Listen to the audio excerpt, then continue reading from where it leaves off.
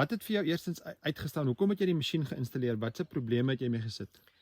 Ja, die grootste probleem was, ek het die bome, uit hulle gewoonlik hierso so die Oktober, November, dan het hulle so 'n dip wat hulle net nie deurkom, hulle wil net nie groei nie. Een dag toe vat ek 'n graaf en ek loop deur die boorde en ek maak gate.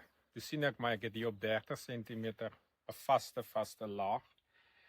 En ja, en is nat bo, maar hy's daai laag en hy kom net nie, die water kom net nie verder nie en met dit het jy baie oorbesproei en dan is dit weer te droog en so.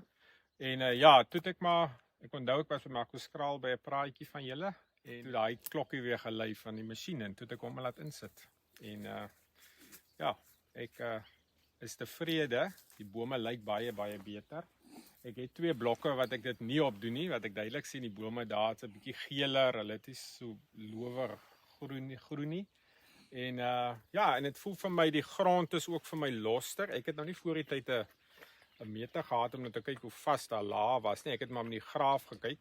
So maar nou die dag toe die pyp iewers wat stikkend was en ons maak hom oop en toe ek die man daar grawe, toe sien ek maar dit lyk tog of hierdie laag of dit beter gaan en daar's baie lekker wortels. Maar ja, ek is tevrede. Ek dink die bome lyk goed. Ek kry nogal baie komplimente ook van mense wat sê joh, die kleur is baie beter. So hulle lyk baie beter.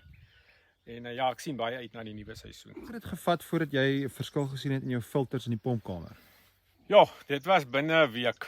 Nee, binne 'n week toe ek oopmaak, toe het hulle regtig, die ringe was skoon. Hy het nog baie aanpaksel op die ander dele gehad, maar die ringe het baie mooi skoon. So dit het ek sommer gou gesien. En een keer toe ek hom vir so 'n tyd laat hy geloop het en toe ek hom een keer wat hy geloop het, toe sit ek die masjien af laat hy sonder dit. En toe ek hom oopmaak, toe hy dadelik weer op hy filterringe oral so 'n slijmlaagie wat hy weer maak. So hy dadelik weer begin.